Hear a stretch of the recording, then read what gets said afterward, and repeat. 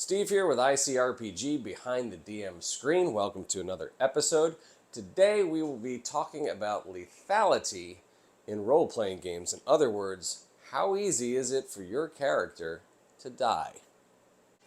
As always, please like and subscribe. But before we get started, my challenge question for you in this episode is, in the comments below, tell us the highest level of character that you personally had that bit the dust, whether it was in D&D or any kind of role-playing game, whatever. Just the highest level, or maybe how long you had that character, and when that character actually really died. So, death and dying in role-playing games. To me, this is probably the single most important factor in creating excitement and sustainability for the game. One of the issues that I had when I got back into role-playing game after being out of it for 30 years was I felt like there was almost no way for my character to die. And although I remember, when we were back in the early 80s, you developed this character, you were pretty invested. Nobody wanted to see their character die, so you did everything possible to keep that from happening. And that was part of the tension in the game. It really kind of sucked when your character died, especially if you put a ton of time into it and you were like, this is the best. And it really, especially if they died like right out the gate. And some of you can relate to what I'm talking about. But moving on to later editions and things like that, getting back into it, got together with a role-playing game group, went through all the stuff, created my character. We did a campaign and, it was pretty good. And then we went maybe 2-3 more. And then I started to realize, there's almost no way that I'm going to die. There was always somebody in the party that could heal you. There was always, some cleric or whatever that would come over. And it just seemed like there was no threat of losing your character. And at one point, sure, that's nice. You get to keep your character and keep moving up levels. But what it really did was kill the entire tension that made survival that key component in a role-playing game. And to me, that was the fun. There has to be a very real threat of death in order for these games, in my opinion, to be fun. So as I started this journey to becoming a DM, one of the top priorities for me was, okay, I need to figure out how to handle this issue of death and dying. How do you, what's too much, what's not enough? Back in the old days, there were some DMs that were pretty brutal. They wanted you to see you die. A TPK was, to them was like a notch in their belt or something. I didn't want to be like that. At the same time, I didn't want to be this kind of DM that, there's just no threat. That again, as a player, that was extremely boring to me. So, how do you handle this idea of death and dying? Well, it always comes back to, in my opinion, hit points. And I'm a fan of just the 100 hit point system. I know that ICRPG kind of uses the heart thing. I think I always just think of it as 100% of your health or whatever. And so, I'm still wrestling with some of that. I'd love to hear some of your comments on how you kind of reconcile the hit point system in ICRPG. I still haven't quite gotten my head around that yet. But that said, I do really like how ICRPG handles death and dying. I have not gotten my my manual here yet. It's on the way. It's in the mail, so I'm just working on the one online. But I love the idea that yes, when you reach 0 hit points, you're in trouble. And this idea of roll for dying is really intriguing to me.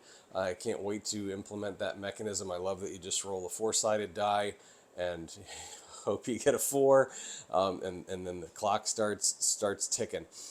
Because to me, that really puts the tension there for the party. It's like, hey, we're going to lose this guy, and for real, if we don't do something to intervene. Absolutely love that you can have a miracle save throw. I think that's important. You always sort of want to have a chance. I think of that, what is it, that Jim Carrey thing when he asked a girl on a date. He's like, I wouldn't, date you if you were 1 in a million. So you're saying I got a chance. I think there always has to be that chance that you can miraculously pull through. But it should be narrow for sure, for sure. And then, the blown to bits part, again, I want to hear your comments on that. I get it. I don't know how much I'll use that. As far as that goes, to just have like a total vaporization nuclear option, but we'll see. But like I said, it's there and it does make sense.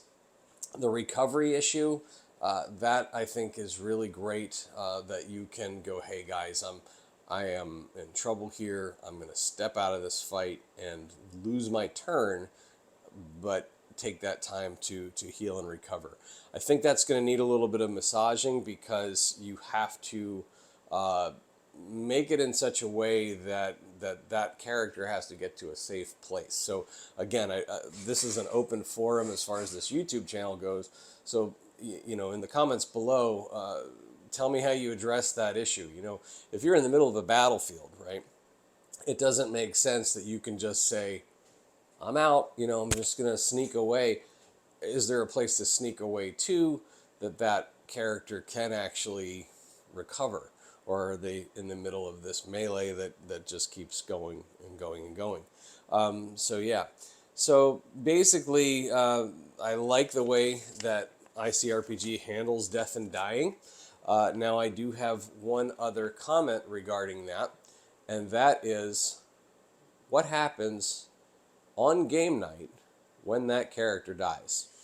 So here's the issue that happens that I've seen at the gaming table when a character dies. And probably many of you are into actual board games other than role-playing games. I'm a big board gamer, and of course there are all kinds of different mechanisms there that you deal with. And one of the things that I like about certain board games that I think we can incorporate into ICRPG is this ability, and we'll get into kind of, it overlaps in how turns are done, but this idea that everybody is still in the game. It would really kind of stink if you're a player and you've set out for game night, you're there with your buddies, you're ready for 3-4 hours, and right away you die and you're just sort of sitting there watching this all unfold, right? So my thought in creating something a little bit new is to delve into the idea of playing a ghost character. In other words, let's say when your character dies, and I don't know how this all is going to work out. Okay, this has been something I've been toying with for a couple of years and really haven't quite gotten it to where I think it's correct. But bear with me if you will. If your character dies, that you can play that character as a ghost, but with extremely limited abilities or influence. So like maybe they can muster enough to, move a lamp out of the way and cause a distraction, or, trip an enemy, or maybe whisper something into a character's ear to influence them to move a certain way. So that way, at least for that game night, your character is still in the game playing, but with a greatly diminished presence or a capability or whatever you want to say. So tell me what you think about that. And tell me, too, what you think as far as how radical of a shift should it be as far as the influence. Do you knock them down to 10% or 20% of capabilities, and how does that kind of work? The other thing then, too, is if they're dead, is there any hope or chance of resurrection, bringing them back, whether it's later in the game or whatever, or is that guy completely gone and you just have to create a new character for the next campaign? Or for the next game night, they introduce another character. So, so I'm still toying with that.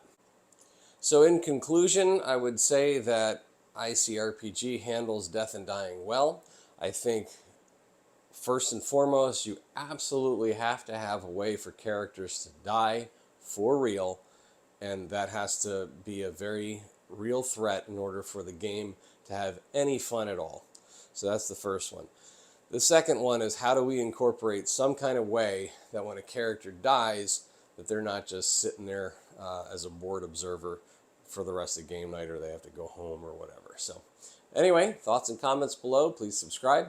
Thanks again for watching, and may your rolls always be with advantage.